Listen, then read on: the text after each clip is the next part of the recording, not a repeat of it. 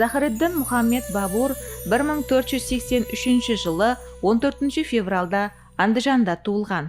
1526 жылы Хиндистанда орайласқан Бабурилер мемлекетіне тикар салған. Жаслығында дәужүректілігі һәм мәртлігі үшін оған Бабур жолбарыс лақабы берілген. Әкесінің Ақсида қайғылы өлімінен кейін шаңырақтың тұңғыш перзенті 12 жасар Бабур мирасхор сипатында тақтқа отырады. Бабурдың әкесі Омар Шайх мырза Ферғана уәлаятының хакімі, анасы Құтлық Нигар ханым Монголлар ханы һәм Ташкент хакімі Юнус ханның қызы еді.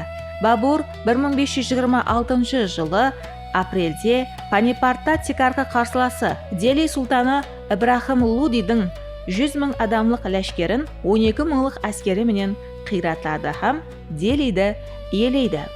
Арадан көп өтпей екінші ірі Хинд саркардасы Рано Санго үстінен де жеңіске ерісіп, арқа Хиндистанның Бенгалияға шекемгі бөлегін өзіне бойсындырады.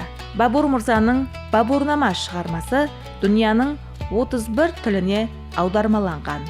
Бабур Ауғанстанда Бағы Шахрара, Бағы Жаханара, Орта Баг, Бағы Вафа һәм Бағы Бабур сияқлы демалыс масканларын шөлкелместірген. Бабуршах тикар салған Бабурилер династиясы Хиндистанда 3,5 әсірге жақын хүкім сүрген.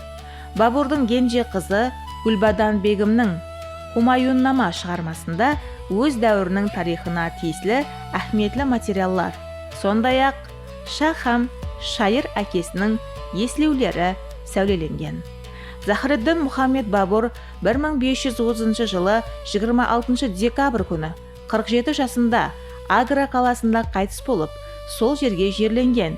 Кейін ала оның уасиятына көре Қабулдағы өзі жаратқан Бағы Бабурға көшірілген.